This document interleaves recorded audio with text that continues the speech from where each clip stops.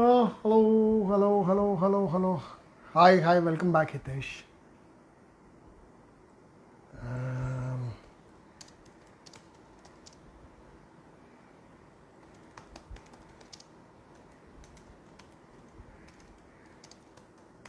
okay, Devendra is here. Okay, lovely.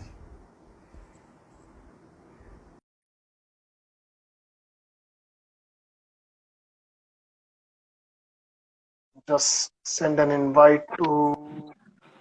Hi, Hello, good evening. good evening. I started a couple of minutes ago, but I guess there's some issue, so I just decided to end and start the session again. Yeah, no problem. Okay, so I guess we'll give it a couple more minutes, and Yes, then yes, sure. we'll start. So, how have you Sure, been? sure. Fine. How have you been? We've been Back all to right. work? So we've started the service and the workshop Very good. 3 or 4 days ago, but obviously things are moving slow, and I suppose that's, in a way, it's good that people are being cautious, because I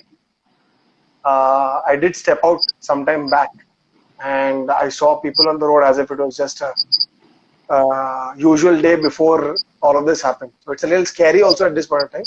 Yes, it is. It is very scary. I guess we can But only control what we can control. So we should observe all the rules and observe discipline. absolutely, That's it. That's the only thing we can do. absolutely, absolutely.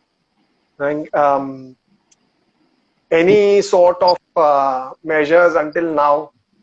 I mean, there were some strict measures where people were not allowed at all, but even a day's leeway that was given was massively misused. So I guess at the end of the day, it's our individual responsibility to ensure that we take Correct. care. Absolutely. Absolutely. Can't Absolutely. expect, can't expect much, anyways.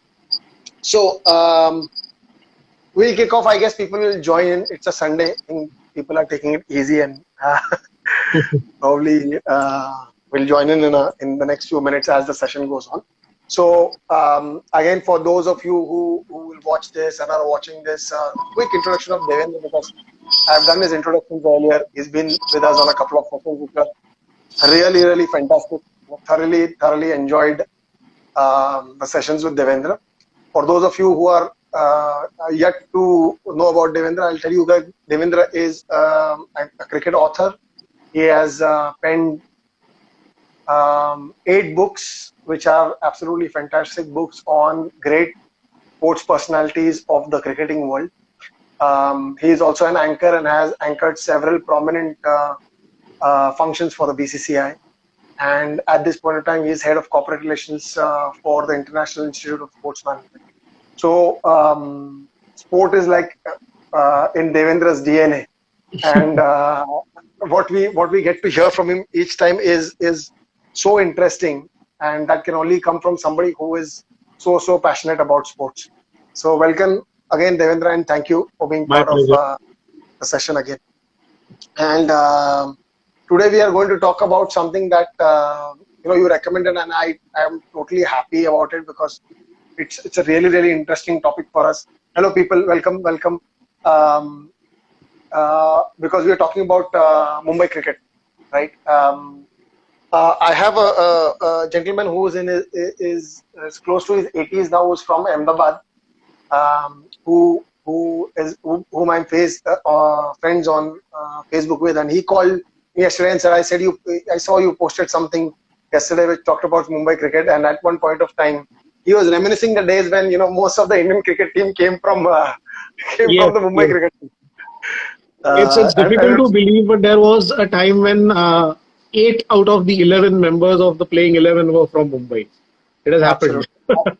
absolutely, absolutely, and that just talks about the kind of pedigree that the city has, Mumbai has, because it wasn't that at that point of time when eight Mumbai players were playing for India, there were players who were not good enough. There were a lot of very good players who were doing a fair share of good work, scoring runs, getting wickets for their respective states, but still, a lot of the Mumbai guys made it to the Indian team purely on the basis of merit. There was no quota system at that point of time. Otherwise, you would have No, been no, lifted to absolutely three of not. In fact, it used to be said that it is harder to get into the Mumbai team than to get into the Indian team. Indian team. The So competition true. was very stiff. It still is stiff. Absolute, absolute. So let's go to the very beginning, Devendra, and talk about how all of this started. You know, I think some of the associations in this country are even older than our independence, right? So I guess it only makes sense for us to go back to the origin. So if you can walk us through when all of this started and how did the Mumbai Cricket Association come into existence? Yeah, so being the gateway to the British Empire, Mumbai was bound to get a lot of attention from the British because this was the place where they alighted from the ships or embarked on their journeys, to go to England. So Mumbai was a very important city from their point of view. So 1848 was when the first cricket club by an Indians was set up. It was called the Orient Cricket Club, and the Parsis set it up on the Esplanade ground, which is now known as the Azad Maidan. So that is how it all began, because the Parsis, the Hindus, the Muslims, in those days, each religious community would keep to itself, and there was not much of mingling between different religious communities. It was a time Right. when politically the India was in a shambles. 1857, the revolution had ended in a disaster. So Right. politically, the struggle for independence, the freedom movement had not really begun. So Yeah. the Indians were eager to try and imitate their masters and try and at least achieve on the sporting field what they could not achieve on the battlefield. So that is Right. how it started. That these let us play their games, and maybe who knows. So that is Yeah. how the Parsis, the Hindus, and the Muslims, they saw the British playing cricket on the grounds, on the Esplanade ground, and that is how they started imitating them. And gradually, you reached a stage where the Parsis were told by the Europeans, the British based in Mumbai, that we will play an annual match against you. So that is Hmm. how the Europeans started playing the Parsis in 1892. And as the years passed, the Hindus joined in, the Muslims put in their own team, and then the rest, so all those who were left, Anglo Indians, Oh, Christians, they formed their own team. So that was called the rest. So it became a pentangular cricket tournament with 5 teams playing in Mumbai. First at the Bombay Gymkhana, and then when the Brabourne Stadium, the Cricket Club of India, was set up in 1937, the action shifted to the Brabourne Stadium, one and step. players Okay. from all over the country started traveling to Mumbai to play in this pentangular, either for the Hindus or the Muslims or the Parsis, and of course the Europeans were there, and the rest. Yeah. And 1930 was when the Bombay Cricket Association, as it was called then, was set up. And as the years passed, 4 years down the line, the BCCI decided to have its own annual domestic competition called the Ranji Trophy. So that is how the Ranji Trophy began.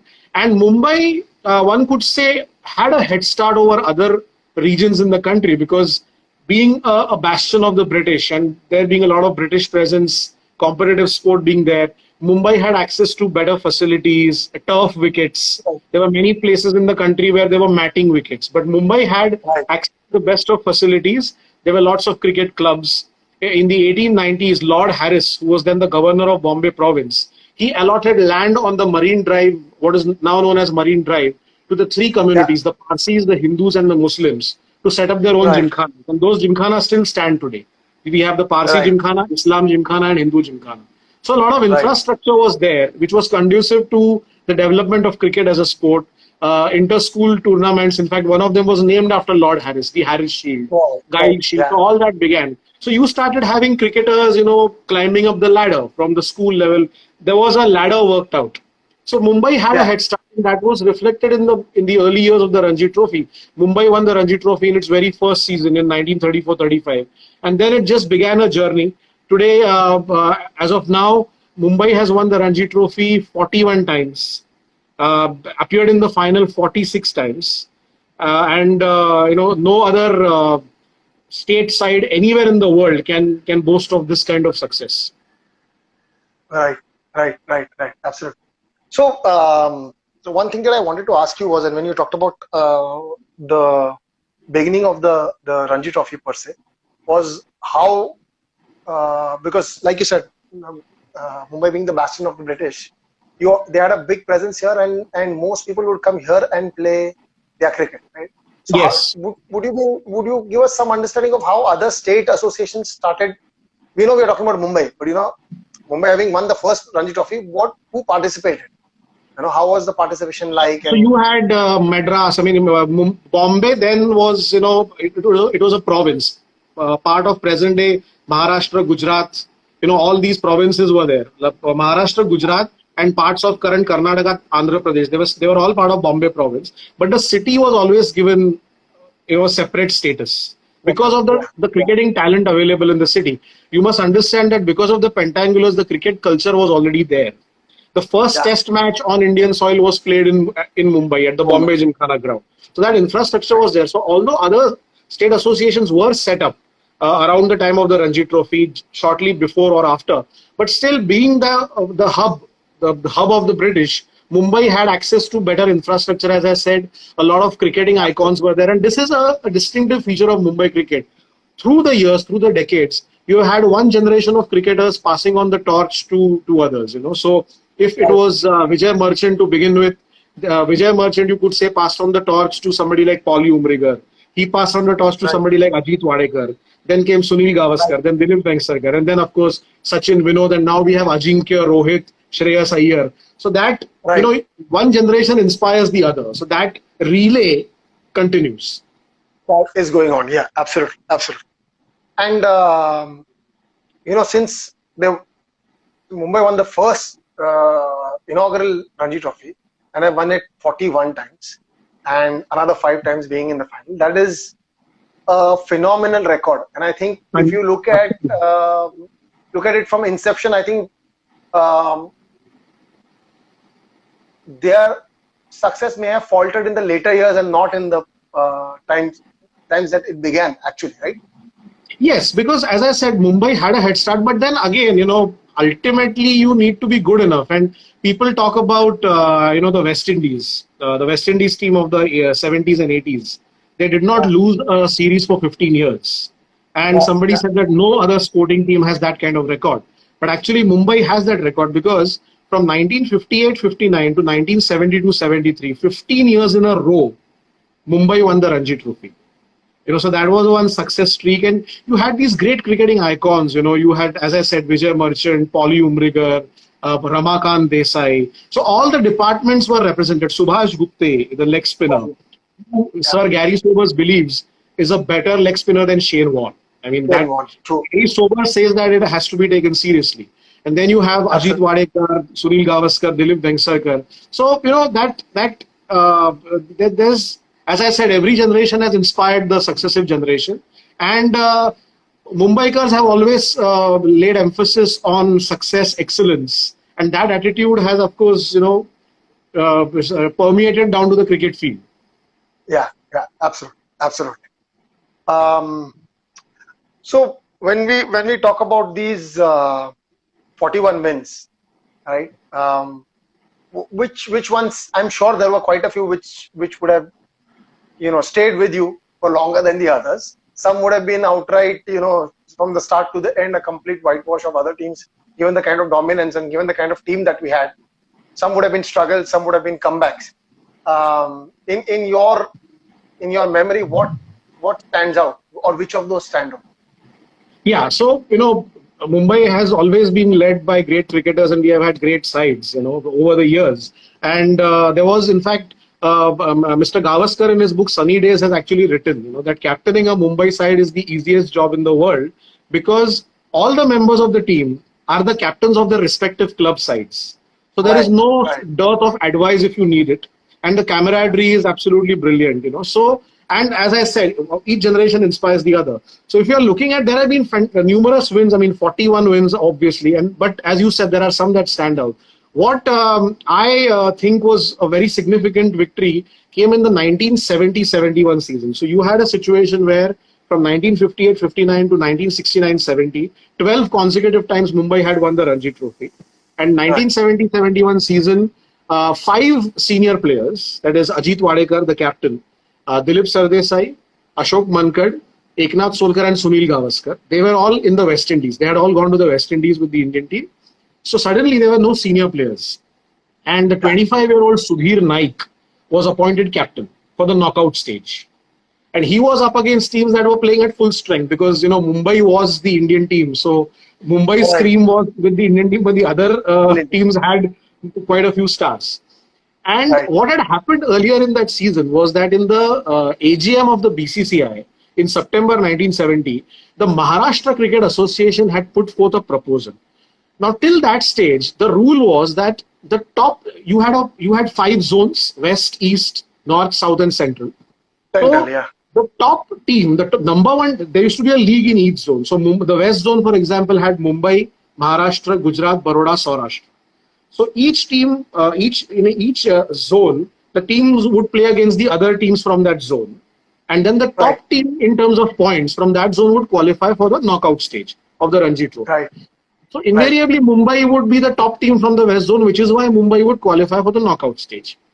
But Right. Maharashtra, for the previous few seasons, had been coming within 1 point or 2 points of Mumbai and narrowly missing out on qualifying for the knockout stage.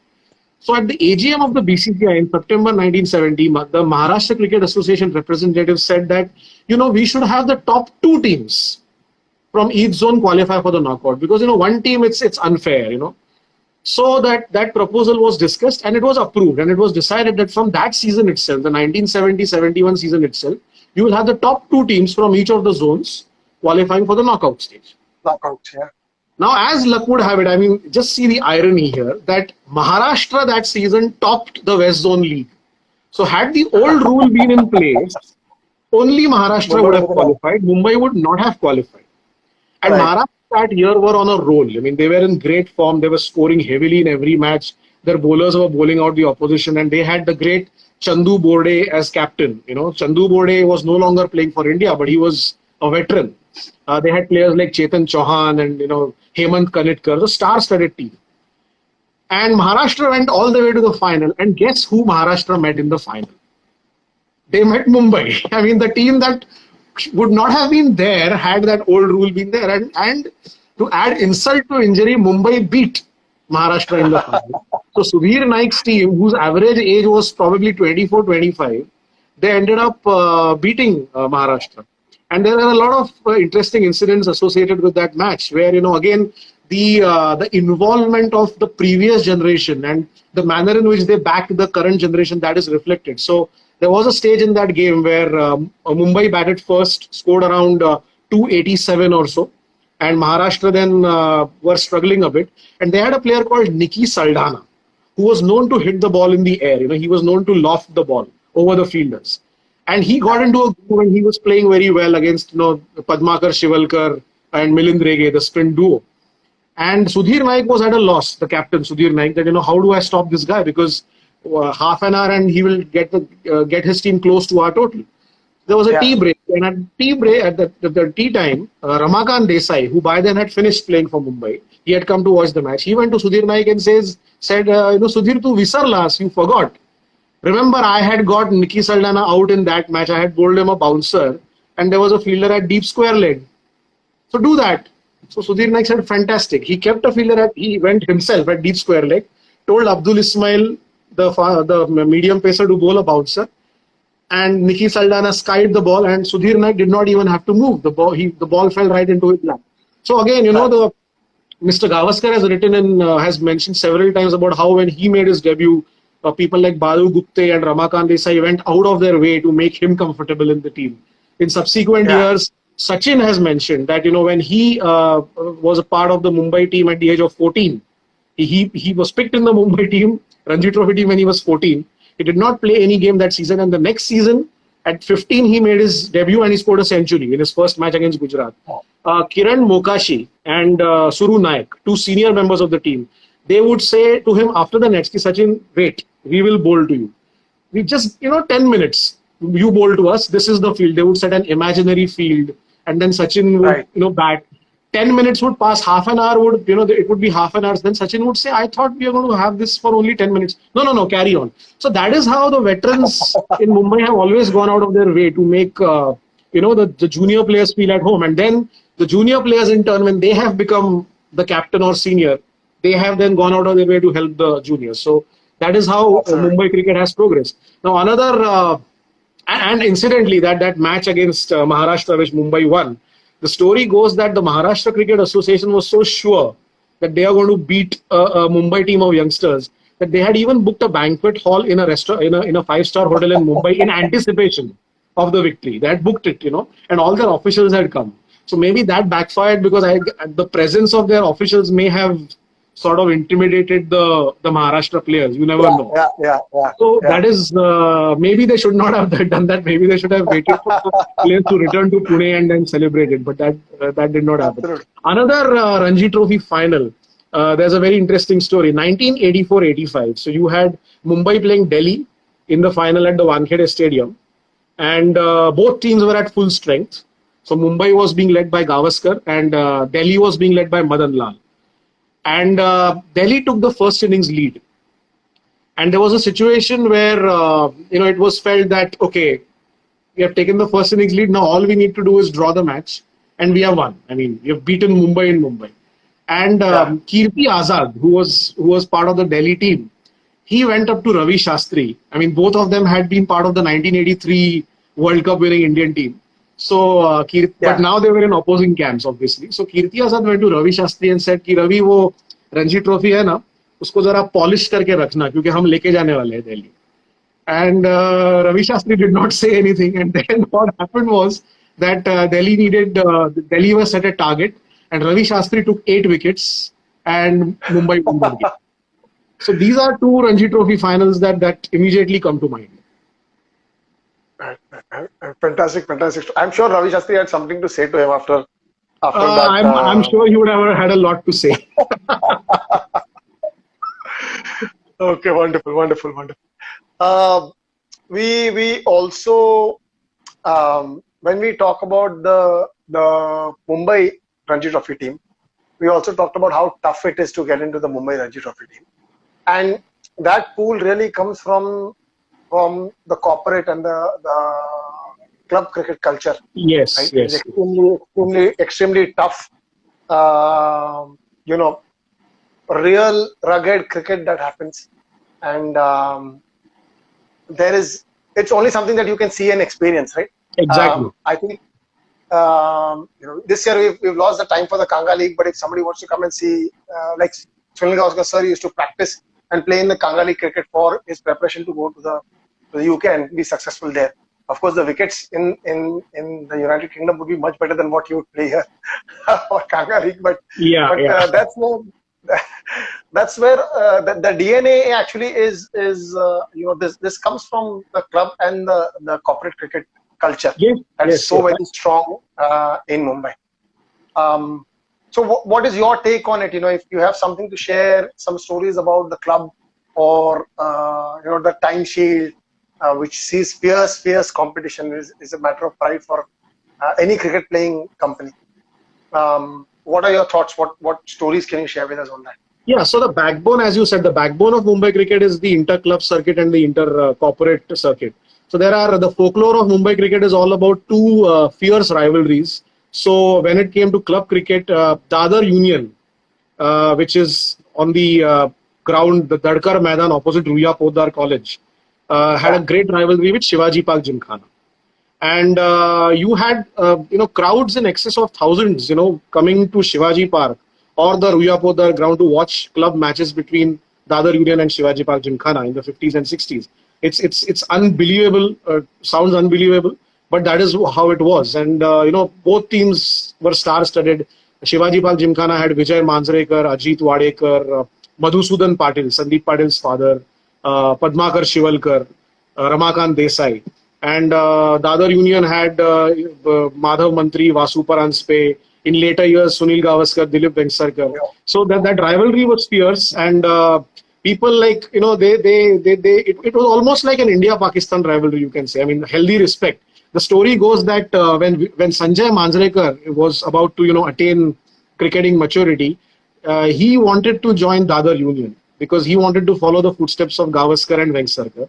But his Right. father, Vijay Manjrekar, was a fierce Shivaji Park Gymkhana, member. And, so he would not have approved of his son joining the enemy camp. So Vasu Paranjpe took it upon himself to convince Vijay Manjrekar that I think it is better that you allow your son to come to Dadar Union. And Yeah. it was also said that Dadar Union, they were more orthodox, in their methods, their technique, because apparently some British soldiers used to practice on that ground in the 1940s, shortly before independence.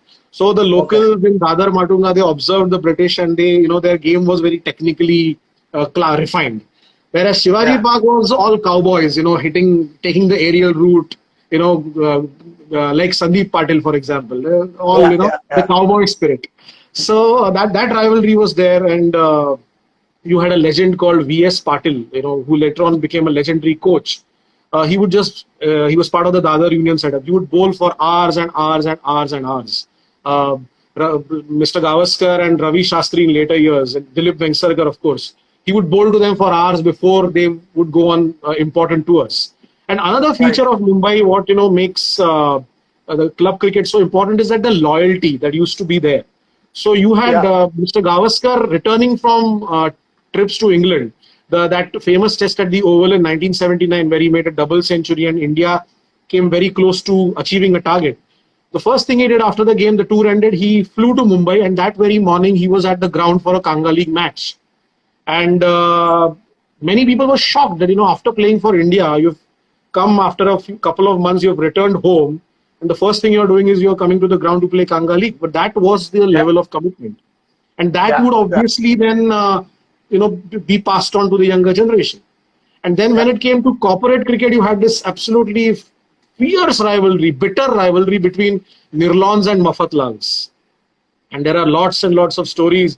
In fact, Mr. Gavaskar was Nirlon, and Ashok Mankad, his contemporary, was Mafatlal, and both teams were full of India Test cricketers. But the Yeah. rivalry was very fierce, and in fact, Mr. Gavaskar in one of his books even wrote that he is a walker. I mean, if he nicks the ball, for example, and he feels that he's out, he would generally walk. But there were two teams against whom he would never ever walk. One was Pakistan, and the other was Muffat Lance. That was the fierceness of the rivalry. So yeah, of course. Then of course the Tatas contributed hugely to the corporate culture in cricket. So yeah, the Mumbai cricket owes a lot to the inter club and the inter corporate circuit. Yeah. Yeah. Yeah. Absolutely. Absolutely.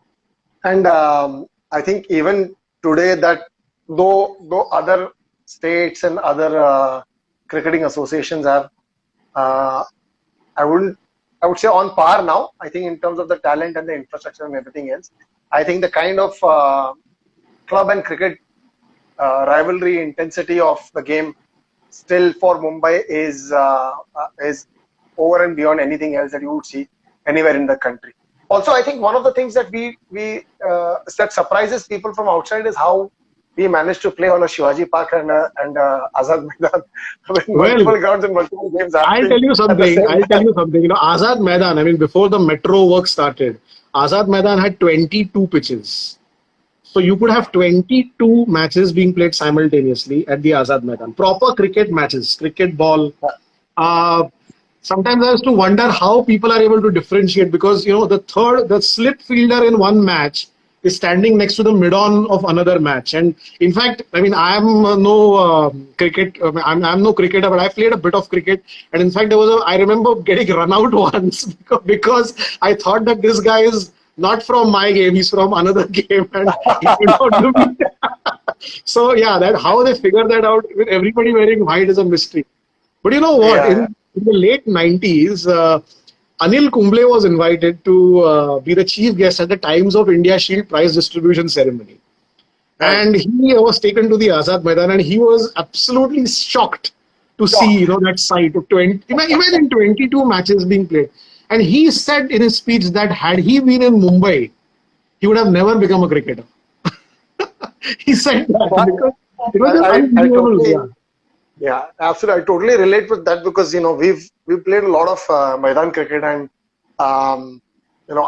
we had a cricketer who was from Karnataka.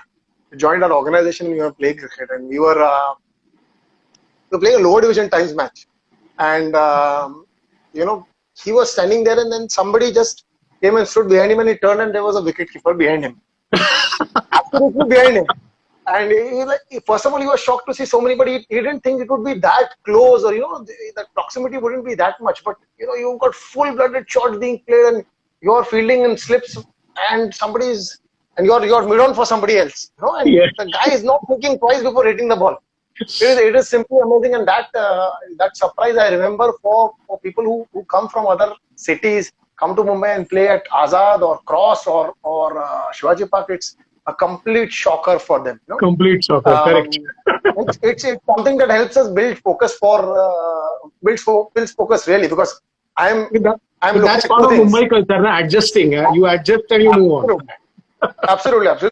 We would really be in the slips, but I would turn around and say, okay, tu ball lag raha hai, tu khatam kar le. You finish playing your shot, so then I can go back in my position. And my bowler would coordinate with that ball. So something that's really unique about Mumbai cricket. Unique and dangerous, but I think we all kind of most of the time manage.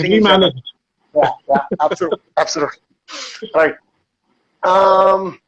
So over the years, there have been many greats that Mumbai has produced, and a lot of those greats have gone on to become greats for the country as well. Right? So, like you said, Vijay Merchant, Paulie Umrigar, Subhash Gupte, Sunil Gavaskar sir, Sachin, Zaheer, now Rohit and Shreyas as well. Of course, Ajinkya as well. Unfortunately, so underrated but so talented. Ajinkya Rahane. See, like, I missed him. I'm really fond of Ajinkya Rahane for the kind of cricketer that he is. But I missed him. He's so underrated, unfortunately. But he is such a brilliant cricketer. So let's talk a little bit and get your perspective on some of the greats that Mumbai has given to the Indian team. Yeah. So incidentally, if you look at the statistics, Mumbai has given India 69 test cricketers. 69. Okay. And here I'm not including cricketers from Mumbai who have played only one-day games. There are a few who played only one-day games as well. So I think the grand total of international cricketers would come to around 75. Because I think Shardul Thakur, for example, has not yet played a test match. He'll surely play. So, 75 from Vijay Merchant to Prithvi Shaw. You can have like 70 test cricketers. I beg your pardon, not 69. Prithvi Shaw is the 70th.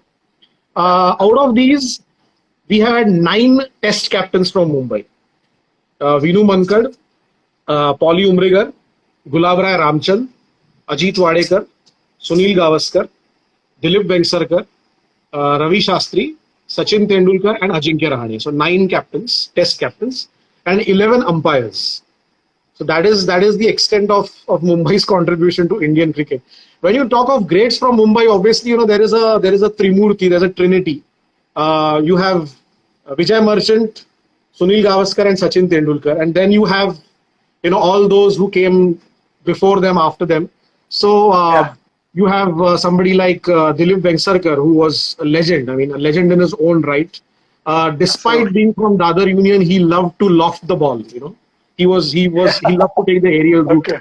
Played over 100 tests. Of course, we all know him as the Lord of Lords, the only non-Englishman to score 300s at Lords.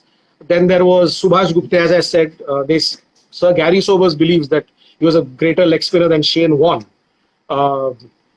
Then you had Ramakant Desai, who inspired a lot of kids in the 60s to take to fast bowling at a time when India was not to produce fast bowlers. Yeah. I'm sorry, I'm interrupting. That's it. We should come back to that. But what I wanted to ask you was, is it true that Gary Sobers never played Subhash Gupta, but yet he rated him highly? No. Of course he played him. He played him in 2 test series. Yeah, of course. Sobers is not a guy to get into theory. So he obviously saw a lot of Subhash Gupta in India and the West Indies as well, because Subhash Gupta also toured the West Indies.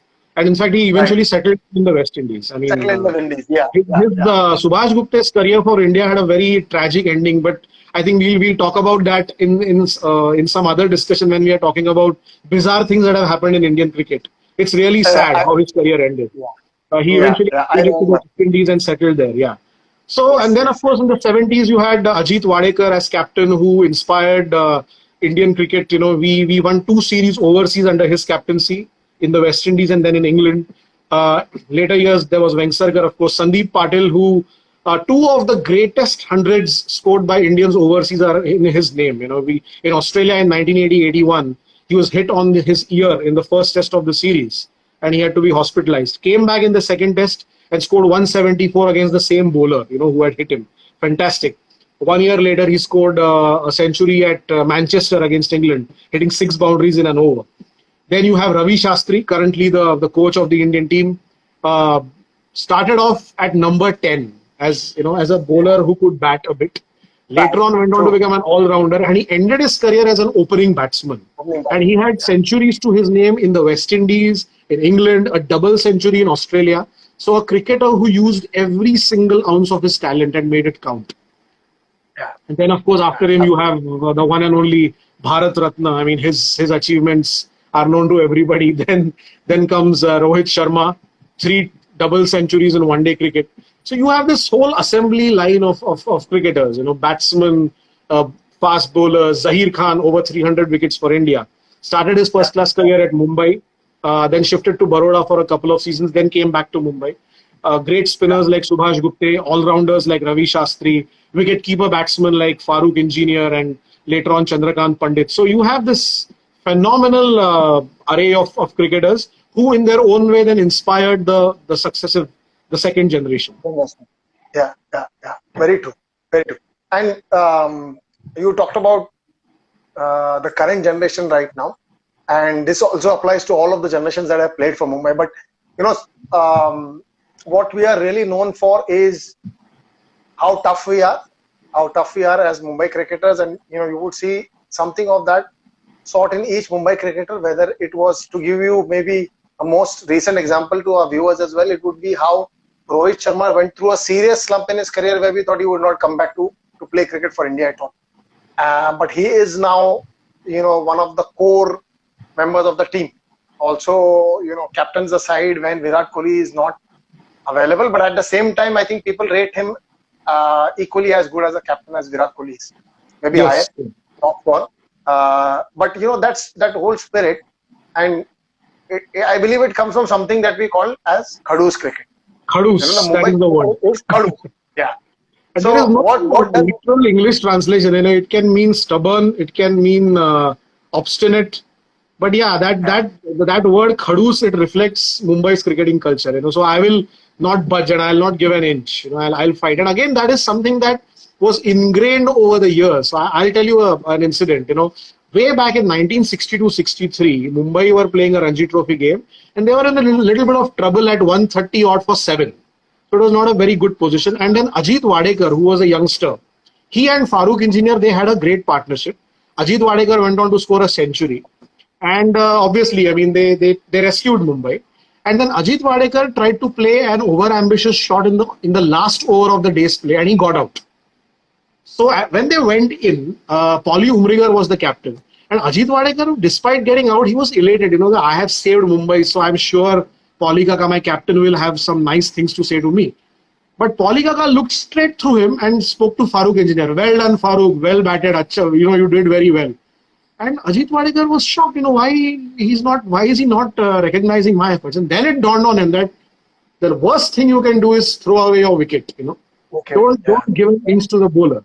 And this is something that went on with successive years. So Sunil Gavaskar was taught the same thing by his seniors. He in turn passed on the same to people who came after him, Vengsarkar, Sandeep Patil and the others, Ravi Shastri. And that continues. Yeah, absolutely. And it is probably part of the DNA to such an extent that at every single level, you will see even the coaches making sure that, okay, stay there, make sure you don't throw away your wicket, don't give it away, because and we have seen this a lot in international cricket also, that somebody is batting superbly and it looks like there's nothing in the wicket, and it's so easy to bat on, but that person gets out and then suddenly there's a flurry of wickets because you shouldn't have given your wicket away. And I guess the whole point behind doing that is that don't depend on we used to do this a lot, earlier, where we used to, somebody would score a nice 50, 60, or maybe even 100, and then leave the rest of the job to the rest of the people doing this. And it would frustrate us so much watching, the Australians, like somebody coming in like a Michael Bevan or somebody, like he would just make sure the next batsman didn't come in at all. Yeah. So then again, one institution that should never be forgotten is the coaches. Mumbai has been blessed with some outstanding coaches over the years. So you have Anna Vaidya, V.S. Patil, and of course Dronacharya, Ramakant Achrekar. So there's a story where Praveen Amre, although he played Ranji Trophy for Railways, most of his Ranji Trophy, but he is primarily a Shivaji Park Shardasham product, and he was Achrekar sir's ward. So when we went to South Africa in 1992-93, and Praveen Amre in the very first test at Durban, he came into bat at 38 for 4, and you had this green wicket and Alan Donald and Brett Schulz of South Africa making the ball talk. And Praveen Amre had never faced that kind of bowling at any level. But being the typical Shivaji Park Khadus cricketer, he stuck it out and went on to score a century on debut. He called up his coach, Achrekar sir from Durban. And, very excitedly, he said to him, "Sir, I scored a century." The first thing Achrekar sir asked him is, no congratulations, well, but nothing. How did you get out?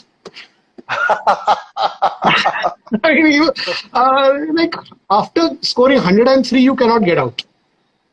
You have to refocus. So that is what the coaches also. And if you remember that famous 22-minute speech that Sachin made at the end of his last test, he in fact said, "Sir, Atatari, I think you can now praise me. Never say I had any good words to say, but now since I am done, you can say something. So that quest for perfection is there. That story of how Achrekar sir used to, after making Sachin bat in 4 different nets, at the end when Sachin was tiring, he would take him into a 5th net, get the best bowlers to bowl to him, and he would place a 1 rupee coin on the top of the stump and tell the bowlers, if you get him out, the rupee coin is yours, and Sachin, if you don't get out, that coin is yours. So that challenge used to be thrown at Sachin, and Sachin even today says that of all the awards I have won in my career, I will always treasure those 1 rupee coins. They mean the most to me. So that attitude has always been ingrained in the cricketers by their coaches. Absolutely. You can't get out. You can't throw your wicket away. Absolutely. Absolutely true. Absolutely true. We talked about 41 victories, right, for the Mumbai Ranji Trophy team, and 5 more appearances in the finals where they did not emerge as winners. But we have seen swings in the fortunes of the cricket team from Mumbai over the years. So would you could you walk us through the rise and the fall of Mumbai cricket? And I think again we have been on the ascent, I believe. But how have things happened through the years? With so many people who have represented the country, and maybe Mumbai not having the benefit of having those players in the team because they were reporting to national duty. That would have also made a massive impact. Yes. So how do we see the flow? Yeah. So till the early 70s, Mumbai had a head start over other teams. So as I said, 15 consecutive victories from 1958-59 to 72-73. That's a record that has not been equaled anywhere in the world at any level. Then, of course, in the 70s and 80s, you had a triangular tussle between Mumbai, Delhi, and Karnataka. These 3 teams would invariably end up, reaching the semi-finals, finals. And there were times when Karnataka and Delhi both had the better of Mumbai. In fact, between 1984-85 and 93-94, Mumbai did not win the Ranji Trophy a single time. We came very close in 1990-91 when we played Haryana in the finals, and it was a great game of cricket, which Mumbai lost by only 2 runs. And, but the Ranji Trophy was somehow not within reach. I mean, for 9 seasons without a Ranji Trophy win. And then around that time, the Mumbai Cricket Association was helped by the Mafatlal scheme. And they got in Frank Tyson, the former English fast bowler who had settled in Australia and was a great name in the coaching fraternity. Frank Tyson came Right. to Mumbai, and he took over as coach, and he ended up molding an entire batch of cricketers. And in the early 90s, Sachin was appointed captain, and he had under him a young team. So apart from Sanjay Manjrekar and Salil Ankola, who had both played for India with Sachin, the others were all new. I mean, you had Abhi Kuruvilla, Paras Mambre, you had Nilesh Kulkarni, Sairaj Bahutule, Amol Muzumdar. So that there was a fresh batch. And then, of course, Mumbai again regained its ascendancy. The kind of victories they registered in the mid 90s, speak for themselves. You only have to look at the margins: 10 wickets, 8 Yeah. wickets, 200 runs. I mean, they were crushing all the sides. The new millennium, again, you can say that because of the reach of television and the efforts put in by the BCCI to promote the game across the country, you can say that other teams have caught up with Mumbai. But even then, Mumbai did win the Ranji Trophy several times since the start of the new millennium as well. Today, we are at a situation where Mumbai has been struggling a bit, but there are several talented players, and this is only a passing phase, I feel. And it is just that you need to bear in mind the fact that other teams are also strong and they have caught up with you. In fact, one of the best things to have happened to Indian cricket is the fact that teams like Vidarbha, Gujarat, and Saurashtra, who were considered weaklings not so long Right. ago, they have been winning the Ranji Trophy of late. So, from the point of view of Indian cricket, that is a great thing that has happened. But Mumbai has the talent, Mumbai has the infrastructure, and I think it's only a matter of time before they again regain that place of pride in Indian cricket. There's a problem. There's a practical problem in the city because the open spaces where Yeah. where my generation played as children, those spaces have been taken up by cars. Yeah. And in our time, the parents would have to drag us home at 7 o'clock. In our So time, true. we have to push our children out of the house to play. So there's a fundamental problem when it comes to big cities, metros. So these are challenges, true. and if you see the talent is now coming from the north, from the suburbs, the satellite towns of Mumbai. So Yeah. these are challenges that need to be met, and they will be met. I'm confident about that. Absolutely, absolutely. I totally hear you on that. And like you said, we remember being having a timer, 7 o'clock, and we need to get home. Yes, yes. We play mostly through the days during vacations and everything. And But that doesn't you happen know, anymore. no, Thanks to no, those it doesn't. screens, the various screens Oh, of various absolutely, sizes that are available. absolutely, absolutely. But I think somewhere that trend might also change, given the fact that people are so conscious about well-being more Well, than I think anything I am else. hoping that after all this Corona mess ends and the lockdown properly ends, that the children are so fed up of having to sit at home that they'll go out to play. Let's hope Let's hope that. so. Let's hope so. See, I was Yes. just about to come to say, this puts a fresh perspective on life for everybody.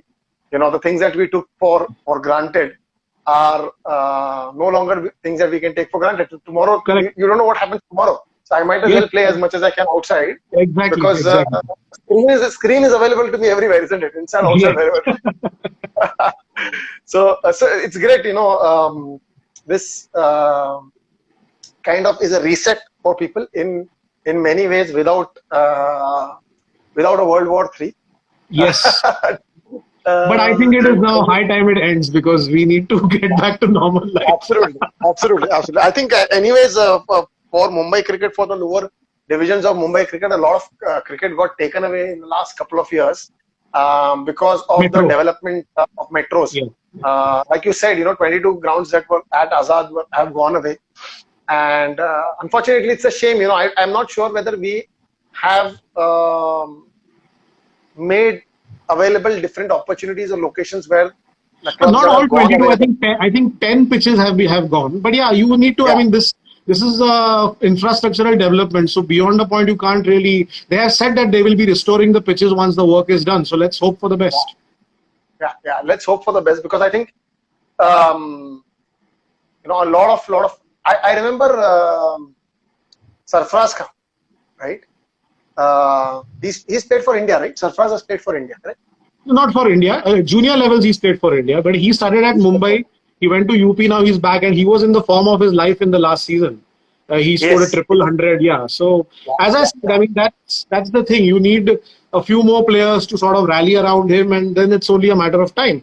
But from yeah. the Absolutely. point of view of Indian cricket, it is great that you have so many competitive teams. And Yeah, as I said, the so-called weaklings of the past, they are giving yeah. the so-called heavyweights a tough time. That's a great sign for Indian cricket. Absolutely. Absolutely. Absolutely. So I think we did talk about the rise and fall of Mumbai cricket and the ascent again. And I think, like you said, we are one of the top teams in the country and will continue to be given the talent that we have. Um, Cricketers representing the country are no longer limited to metro cities. A lot of them, like you said, come from satellite cities. Um, Countries with cities with not too much of infrastructure for people to Well, play they, their they cricket. But say that I that think, the youth in the interiors is hungrier and they don't have as many options absolutely, as the city kids. So that is one absolutely, reason, which is fair enough. And I think it's great. I mean, who could have imagined, even in 1999, had someone said that in 10 years down the line, you will have a captain from a city, the city of Ranchi. Nobody would have believed it. yeah, And yeah, that is what has absolutely, happened. I mean, absolutely, Sri Rampur, where Zahir hails from, Sri Rampur. Then you have so many so-called backwaters that have produced world-class players. So that's great. absolutely. That's fantastic for Indian cricket because till the end of the 20th century, the Indian team was basically four players from Mumbai, three from Karnataka, two from Yeah, Tamil Nadu, one from Delhi. That one from Bengal. But now yeah, it's yeah, truly a national team now, the Indian team. absolutely, absolutely, absolutely, absolutely. And also the opportunities that people get for visibility these days are much higher than before the IPL. I know we talked about IPL a couple of sessions back, but it doesn't now take a couple of seasons of somebody scoring ton after ton to get into the Indian T20 side, subsequently into the one day game. You have one good season, really good season with an IPL team, and that gives you so much exposure That can that fast somebody track. who Yes. is absolutely 0% from some small. I mean, I had never heard of Jasprit Bumrah ever. Hmm. I had only seen Yuzvendra Chahal handling out water bottles, and I used to think, ये कौन है और ये क्यों है यहाँ पे? He looks like a And scrappy kid from somewhere. Jasprit Bumrah, you can say he's the IPL's gift to Indian cricket. I mean, he would have played for India anyway, but the IPL fast tracked that process. And Absolutely. when you talk about Jasprit Bumrah, again, whoever guided him in his early years, he is right. He's almost like the Mumbai coaches of previous years who let their kids be. Like Yeah. Achrekar sir tried to get Sachin to hold the handle of the bat. But when he realized that Sachin was used to holding the bat a little higher and it was not making any difference to his technique, then Achrekar sir Yeah. did not interfere. Similarly, Yeah. whoever just saw Bumrah and said, okay, this is what your action is, this is what you are, just be yourself. That Yeah. person needs to be felicitated publicly. Commented for it. Because any other coach would have made him, would have changed his action, changed his style, and he would have killed him. But fantastic. I mean, Absolutely. Jasprit Bumrah is a classic example. Yes, the IPL has been a great help in that regard in terms of unearthing and exposing talent and giving them this fantastic platform to showcase their skills. Yeah. I think our discussion for today is we've done on time, but I think we are ending at a point where we know what our next topic of discussion is going to be. Yes, definitely. We'll probably talk about the IPL because it's been now, I think, over a decade, right? Since Yes, sure. we have started, and it's given so much to not just Indian cricket, but so many opportunities to cricketers from other countries. Yes. And young raw talent, which probably they would have not imagined playing for their country. But given the talent scouts that we have, the teams have gone out there and picked up somebody for a paltry sum, and that person is now playing for their country. Yes. Because they got noticed in the IPL. That's a Okay. story that warrants a separate discussion. So the next one will be on that. Yes, sure. Devendra, thank you. We are just about out of time, I believe, and I just want to thank you once again because spending this time with you is always interesting and enriching for people who are watching. For me, I think it is very, very informative, and I really enjoy learning about these things from you, and you bring in such a wonderful, rich experience of anecdotes. I think that kind of keeps us all engaged, and it's been an hour, but I didn't figure out that it's already an hour. Same here. So thank you very much, and hopefully we get to do this soon. I think the frequency has reduced because everybody's starting to get back to work, but we will continue doing this because it's a lot of fun. I'm sure people out there are going to enjoy. So Sure, definitely. Just now we've got a comment from Vijay Naik saying that enjoyed this episode, keep them coming, and we will. Thank you so much. Keep watching. Thank you very much. And for now, stay home and stay safe. Stay home and stay Thanks, David. safe. Bye. See you. Thanks. Thank you. Take care. Bye bye. Thanks everybody. Bye bye.